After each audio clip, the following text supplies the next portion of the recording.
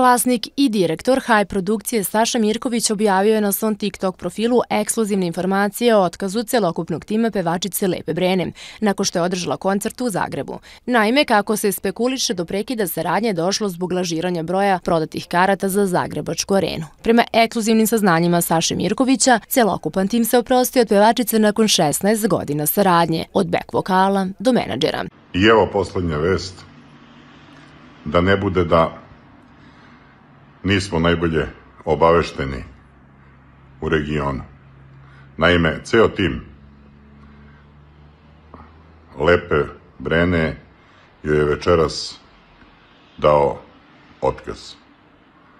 Od back vokala, muzičara, menadžera i svih ostalih članova ekipe joj se zahvalio na 16-godišnjoj saradnji. Tako da je to još jedan od dokaza da ovo sve što sam pričao, da sam u pravu i da je istina. Ko ne veruje, vidjet će sutra.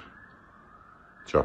Kako je Saša Mirković nedavno istakao, takvi izvođači svesni su da njihova popularnost više nije onakva kakva je bila nekada, te teško prihvataju činjenicu da postoje mlađe generacije umetnika koji su uspešniji od njih. Kao primer, Mirković je naveo Lepu Brenu, ističući da je shvatio kako ona nije uspela da proda 6 arena kako je prethodno najavila. Takođe dodao da postoji velika sumnja u sve što se dešava sa njenim koncertima, posebno u vezi sa činjenicom da su ti nastupi odjednom pomereni, kao i simptomatično stanje u kojem je navodno slomila nogu u tom trenutku. Zašto neki pevači vole da varaju publiku? Zato što su svesni da njihova popularnost nije više onakva kakva je nekada bila i zato što ne mogu da prihvate da postoji bolji od njih i da su neki iz nove generacije uspešniji. Naime, šta se desilo? Ovih dana kada sam puštao koncert Miroslava Ilića u Zagrebačkoj areni za 18.10.2025. godine, to je pred 2 dana, shvatio sam da je ogromna njegova popularnost